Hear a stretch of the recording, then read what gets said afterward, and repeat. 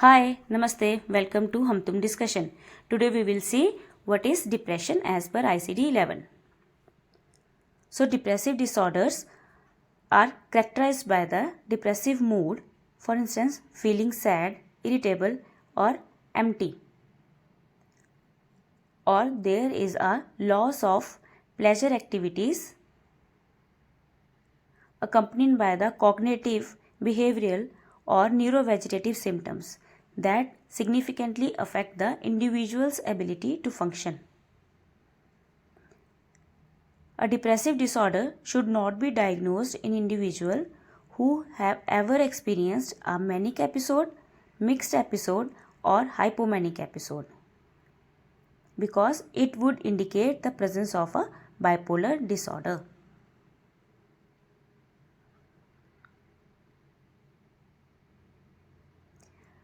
The essential or the required feature for the diagnosis of depressive episode include the concurrent presence of at least 5 symptoms occurring most of the day, nearly every day, during a period lasting at least 2 weeks. Depressive episode include 3 important clusters. First is the affective cluster. At least one symptom from the affective cluster must be present for the diagnosis. Next is cognitive behavior cluster, and third is neurovegetative cluster.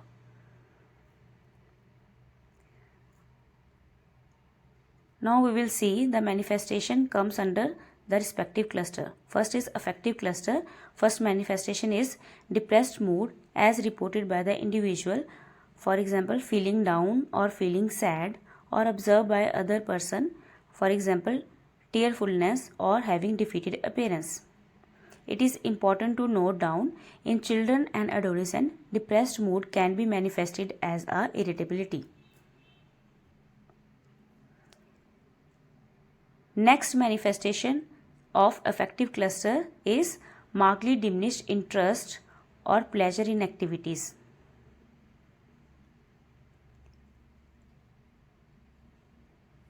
And it may include a reduction in sexual desire also. In some individuals, the affective component of the depressive episode may be primarily experienced and expressed as irritability or an absence of emotional experience, for instance emptiness.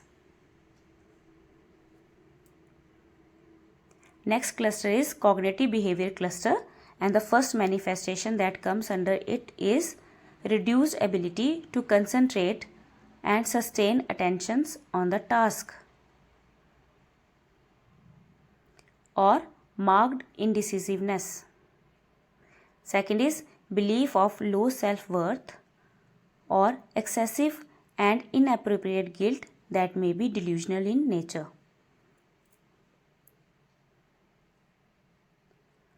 Third manifestation includes hopelessness about the future. And the last include recurrent thought of death, not just fear of dying, and recurrent suicidal ideation with or without specific plan. And there may be evidence of attempted suicide. The third cluster include neurovegetative cluster, and it include change in the sleep pattern, and it may be excessive sleep or disturbed sleep. In disturbed sleep, manifestation include delayed sleep onset, increased frequency of walking during the night, or early morning awakening.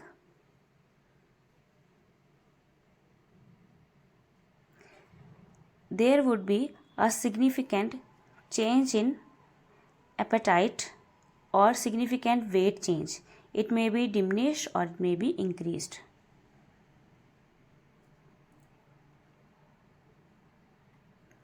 Next manifestation of neurovegetative cluster include psychomotor agitation or retardation that is observed by the other, not merely subjective feeling of restlessness or being slowed down.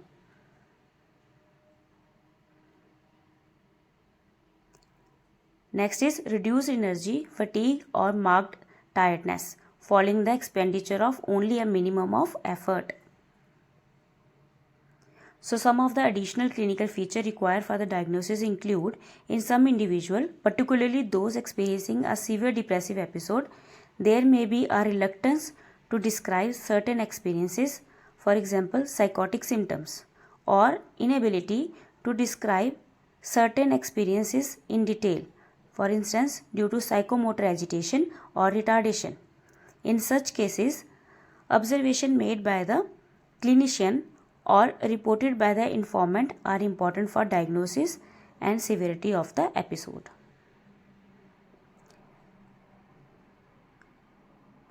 Depressive episode may be associated with increased consumption of alcohol or other substances,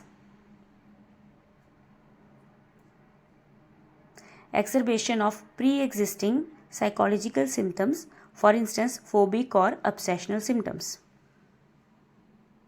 or it may be associated with somatic preoccupation. Depressive episodes are relatively rare in childhood and occur with a similar frequency among boys and girls. Rate increases significantly after puberty, and girls are approximately twice as likely as boys to experience a depressive episode. Now we will see the severity and psychotic symptom specifier. First is the mild depressive episode. So none of the symptoms of depressive episode should be present to an intense degree, and individual is usually distressed by the symptoms. An individual has some difficulty in continuing to function in one of more domains, for instance, personal domain, family domain, social domain, educational domain, occupational domain, and other important domain, and there are no delusion and hallucination during the episode. Next is moderate depressive episode without psychotic symptoms. So in this, several symptoms of depressive episodes are present to a marked degree, or a large number of depressive symptoms of lesser severity are present. The individual typically has considerable difficulty functioning in multiple domains, for instance, personal, family, social, educational, occupational, and other important domain of life, and no delusion or hallucination is present. So moderate depressive episode with psychotic symptoms include several symptoms of depressive episodes are present to a marked degree. A large number of depressive symptoms of lesser severity are present. The individual typically has considerable difficulty functioning in multiple domains, for instance, personal, family, social, educational, occupational, and other important domain, and there are delusion and hallucination. It is present. Next is severe depressive episode without psychotic symptoms. In that, many or most symptoms of the depressive episode are present to a marked degree, or smaller number of symptoms are present and manifest to an intense degree. In this, the individual has serious difficulty continuing to function in most domains, for instance, personal, family, social, educational, occupational, and other important domain of life, and there are no delusion or hallucination during the episode. Next is the severe depressive episode with psychotic symptoms. So in that, many or most symptoms of the depressive episodes are present to a marked degree, or smaller number of symptoms are present and manifest to an intense degree.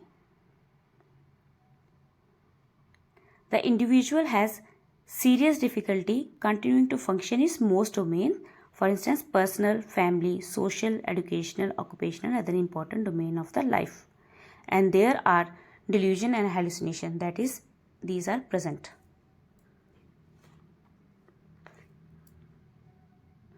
Which type of delusion or hallucination are common in the depressive episode? If you want to know, comment below. I will upload the new video.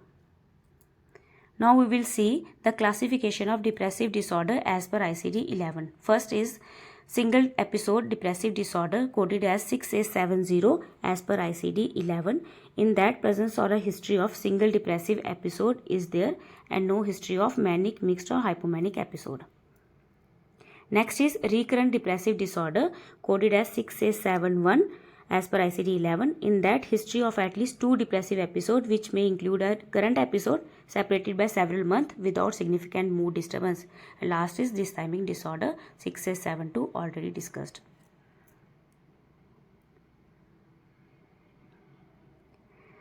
Next is mixed depressive and anxiety disorder, coded as 6A73. In that, presence of both depressive and anxiety symptoms for most of the time during a period of 2 weeks or more is required for the diagnosis.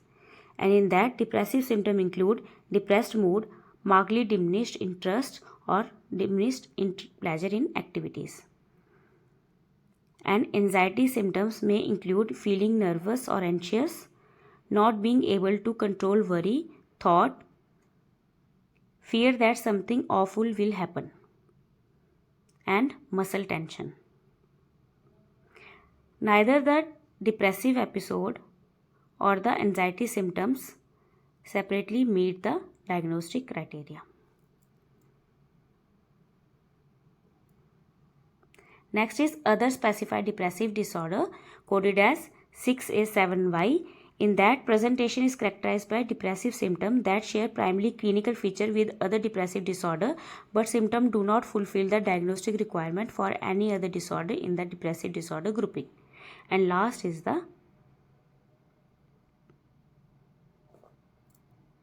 6A7Z, depressive disorder, unspecified. So I have given one question for you practice. What are the essential diagnostic criteria for a major depressive episode? So answer is at least 5 of the following symptoms must be present for at least 2 weeks. And that include depressed mood, loss of interest or pleasure, significant weight loss or gain, insomnia or hypersomnia, psychomotor agitation or retardation, fatigue or loss of energy, feelings of worthlessness or guilt, diminished ability to think or concentrate, and a recurrent thought of death or suicidal ideation. So any 5 should be present. Thank you. If you want any other video, please comment below and please like and subscribe the channel.